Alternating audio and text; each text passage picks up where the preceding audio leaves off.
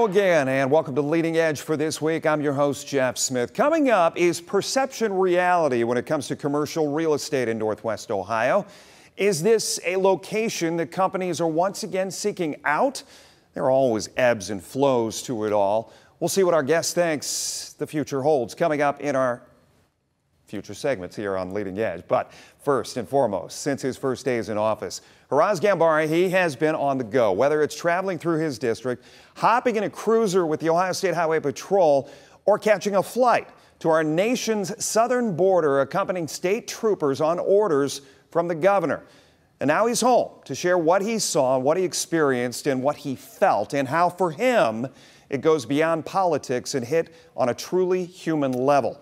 Haraz, we want to thank you for being here today. Good to see you, my friend. Great to be here with you, Jeff. Absolutely. Before we get to your trip to the southern border, I do have to ask something that happened this past week, and it is Ohio voters going to the polls for this special August 8th election and saying no to issue 1. But I want to ask it in terms of your understanding of the landscape that we're seeing right now, how voting is going. And I want to show a graphic that we shared with people earlier this week talking about how the counties went. And what you will see here playing out is Lucas, Ottawa, and I've got to ask you, surprisingly, that Wood County also saying no to issue 1. Jeff, for me at the end of the day, this was an opportunity for Ohio voters to have their voices heard at the polls. You know, there was a lot of back and forth debate in the previous General Assembly and in this General Assembly surrounding issue 1. I took a lot of phone calls from folks that were confused on the issue, not clearly understanding and how to articulate to their family and friends what a yes vote for issue 1 would mean or what a no vote for issue 1 would mean. And as I told those folks, listen, I'm not here to tell you how to vote, but I will certainly answer all the questions you have, and I will try to help educate you on the issue at hand. The initial concern, I believe, with a lot of folks, and if you look historically at what we did in the previous General Assembly with our August special elections, historically, those are low voter turnouts.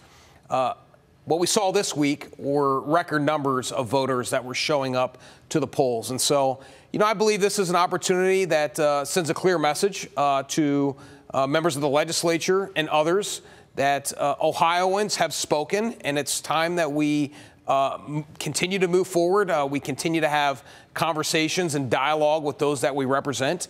And there's going to be a lot of issues that potentially will be coming up for constitutional ballot initiatives in the future. And so we need to make sure that as we are looking at those issues, that they are clearly articulated. This was bigger than a numbers vote, though, because obviously you said you had to try to explain to people 50 plus 1, 2/3 majority, all of that stuff. But this had abortion linked to it and what could potentially befall voters once again in November. For me, Jeff, as I've said from day one, and I will repeat to you and your viewers, for me, I believe it's important that we safeguard the Constitution, period. Meaning not to move the goalpost for any potential constitutional ballot initiative that would be coming down the road. Obviously, as you know, and your station has reported on, not too long ago, the Secretary of State certified the signatures for the abortion question that Ohio voters will be facing in November. But I believe we have to look beyond November. Certainly that's something that was part of conversations when people reached out to me, but there's a lot of other things. They may be more Republican leaning, they may be more Democrat leaning, but we need to understand that we represent the citizens of our legislative district. And I think that is why I am so committed to being out in the community and having the opportunity to listen and learn from those that I represent, so that when I'm down at Columbus, the folks in my legislative district, they have a seat at that table, and I can advocate for the things that are important to them. Last thing I will ask is, do you see Wood County, which has typically been a conservative voting county for the most part, as far as history is concerned, do you see the conservative vote being more along the lines of, okay, I'm going to be economically conservative, but when it comes to social issues, I'm going to be a little bit more to the left on that? I think, you know, from my interactions with folks, you see folks that have articulated exactly what you have just said. Hey, on these issues, I'm going to be conservative. On these issues, maybe not so much. But I say that's on all sides of the coin. You know, a lot of the issues that we face aren't always necessarily so black and white. there's got to be a little bit of gray area in there sometimes. And I believe that it's important, as a state representative, that we build consensus, we build a coalition.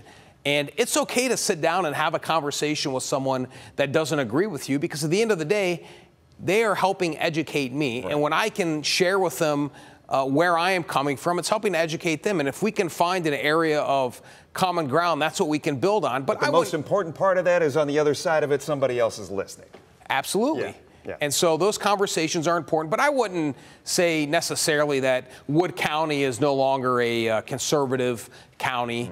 Mm-hmm. I would say certainly that, various issues, people come up with different stances on maybe how they were raised, or what personal things are going on in their own families. And those different views help shape who we are as a society. And those things, I think, are very important parts of the conversation. Understood. Let's move on. You just returned from a trip to the southern border. I wanted to have you on. You and I have had phone conversations dealing with what you saw, what you felt, what you heard, what you sensed, all of that. I mean, this was an all-sensory effect on you. I got that from the conversations we had. What took you there in the first place? Jeff, I spent a lot of time with our first responders, and probably within the last month or so, our daughter and I, we were headed to Northern Virginia. We were on the Turnpike in the Commodore Perry Plaza, which is maybe 30 to 45 minutes east of us. I noticed a large presence of law enforcement officers right off the Turnpike. As a member of the Ohio Turnpike Commission, I pulled over into the Commodore Perry Plaza, made a couple phone calls to try to get a better understanding of what was going on. And they had a manhunt for 4 individuals that escaped from a traffic stop. 2 of them were apprehended pretty quickly, but there were 2 additional individuals at large. So there was members of the Ohio State Highway Patrol were there, Border Patrol agents were there, sheriff deputies were there, and there was a rather large manhunt going on involving aviation and canine, and even me as a state rep, I helped fly, one of the drones to try to help them out a little bit. Mm-hmm. By the time it took me to drive from the Commodore Perry Plaza right into Northern Virginia, I learned that all 4 individuals had been apprehended, but 3 out of the 4 were already being teed up to be released right back into their communities that night. And that's a concern of mine. So when I heard that our troopers were going to the border, my concern was we have an immigration and illegal immigration issue right here in Northwest Ohio. Why aren't our law enforcement resources being targeted here in Northwest Ohio? So when I found out the Ohio State Highway Patrol was going down to the border. Governor's orders to go down there. On the governor's orders. I went down with the colonel of our Ohio State Highway Patrol, Colonel Jones, and Director Andy Wilson, the Director of Public Safety, to get a firsthand look at what our troopers would be doing. And I will tell you, the problem is real, not just from the humanitarian crisis that is going on down there, seeing families cross the border, trying to come over here, and maybe 100 yards to the left or the right of where they're crossing in the river are our ports of entry. And so if they go to the ports of entry, that's the legal way to go. But for many of them, they don't want to go through that port of entry because oftentimes there are individuals that are mixing with those families that have bad intentions, maybe trafficking drugs, human trafficking, sex trafficking. There's a lot of things that originate on our southern border. And as we saw and they make their way right up here to Northwest Ohio. And as we saw from that video, you were seeing it by air, by land, and by water. And we're going to show it all to you when we come back. Stay with us. Ohio State Representative Haraz Ghanbari joining me here on Leading Edge today. Haraz, I wanted to kind of go to break and kind of get everything kind of teed up for you to talk a little bit about the experience of what you saw down there. And I even said this in the intro. I said, and in the conversations you've had, people, politics aside, this is one of those things, this is on a human level for you, what you saw, what you experienced. Jeff, I'm the son of an immigrant to this country, and I believe that the diversity of our country is what makes our country so great. The diversity of thought, the diversity of folks that have come to this country to pursue their version of the American dream. So I fully support folks that are desiring to come here to raise their families, to work in our communities, to help invest in our communities. But I believe it has to be done legally, okay? I believe that the issues that we are seeing on the southern border are in large part due to the federal administration's failed immigration policy. You know, when I have been speaking with and witnessing firsthand what was going on down on the border, and more importantly, what is happening in our own backyards here in Wood and Lucas County and across Northwest Ohio. We have Border Patrol agents that have been essentially handcuffed by the presidential administration, and they themselves are not able to enforce the current immigration laws. So what happens is essentially they stop out with an individual, and more often than not, they're being released right back into our communities with the date sometime down the road to show back up to court. But is it your contention they're being told that's process, that's what you need, that's the proper rule? That is the process, and that is the direction that is being given by our federal government. I saw it firsthand with the incident on the Turnpike. I see it quite often. You know, the Border Patrol is often out on 75 in our Turnpike, and I'm sure the viewers are saying, well, what's the Border Patrol doing down here? Well, all eyes are down on the southern border, Jeff. We have a northern border as well. And a lot of the folks that historically have crossed the southern border, they're now making their way up to Canada. And this is from a Border Patrol agent that has told me this. They're now making their way up to Canada, and they're crossing illegally from the northern border. And they're coming back here to our community. So when I see families crossing the Rio Grande River, which is a very dangerous and treacherous location, that breaks my heart. Because for a lot of these families, they've got little kids, and they're trying to come here, and they're trying to raise their families in a country that is safe. And you know, they have the ability to make a difference. Was there enforcement among the troopers you were with, or some of the border security that was down there that you saw? So the reason our troopers went down there with them is because there's over 1,400 Texas Department of Public Safety troopers along the border. When they are interacting, they are not allowed to enforce the federal immigration laws. So what that translates to is if you have someone that is on your property, they've crossed the border illegally, maybe you have farmland down there or some type of personal property, they are working to enforce the Texas laws. So that may be a criminal trespassing, criminal mischief, some type of other state law, but they cannot and are not able to enforce the federal immigration laws, which is why we need the presidential administration to authorize our Border Patrol agents to secure the borders. Jeff, I spent, you know, until the time 23 until about 30 years old as a member of the White House Press Corps. I flew all over the world, and I would land in these countries aboard Air Force One. I still had to have a passport.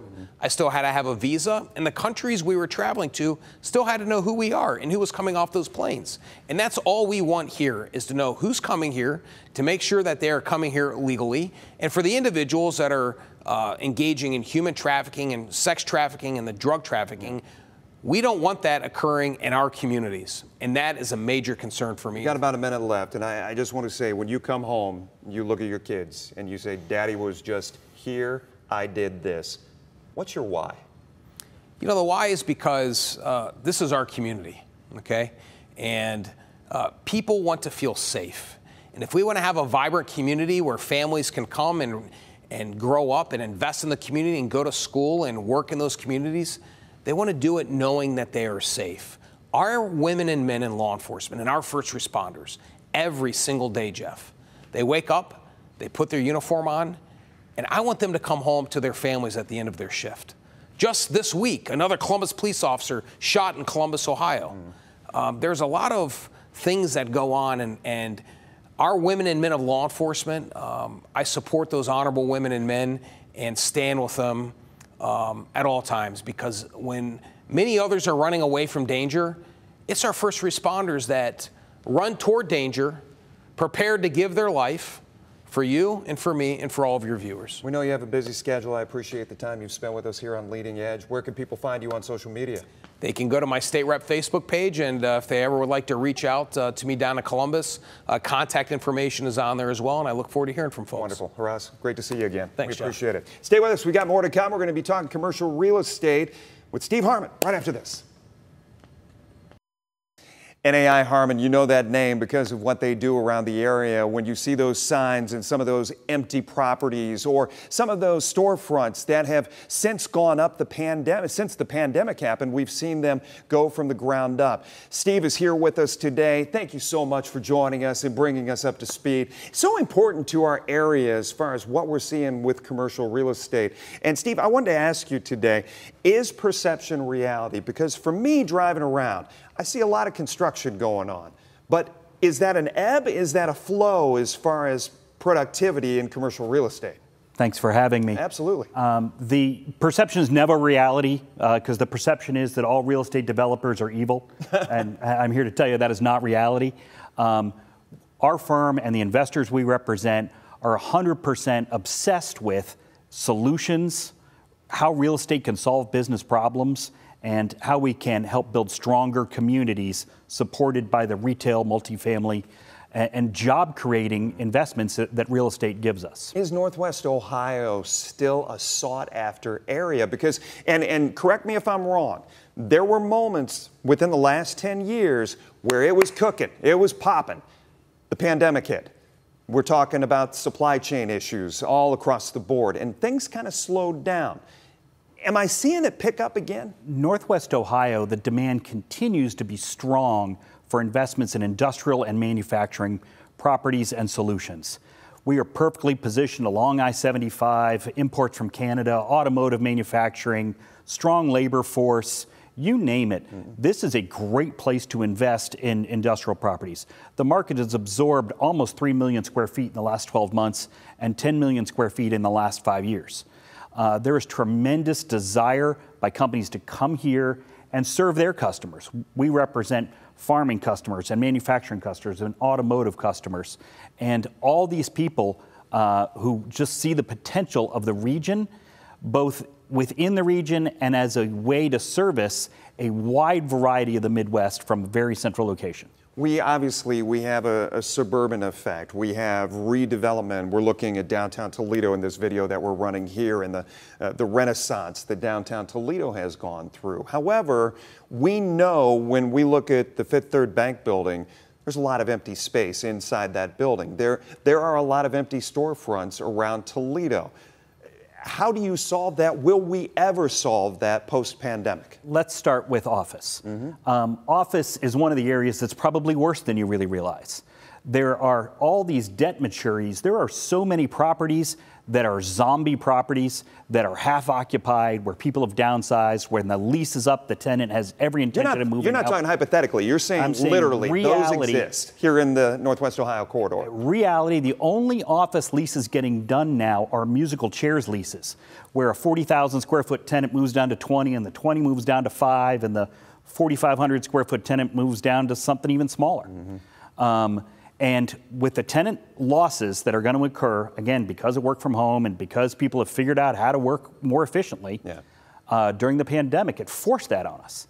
And when all these properties are secured by a mortgage that is at 2, 3, 4, 5% debt that's been put in place over the last 5 to 10 years, and when those mature and the debt doubles, there's just not enough cash flow to support that property.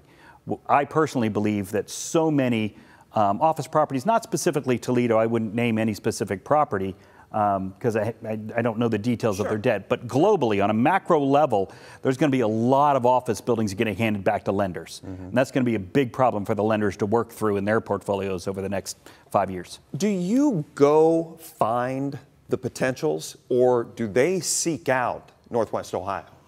I mean, in a perfect... I think of firms like RGP that are taking helicopter tours and doing aerial site selections and things like that. But for you guys, how does it work? In a perfect world, Jeff, the pretty girl always calls me.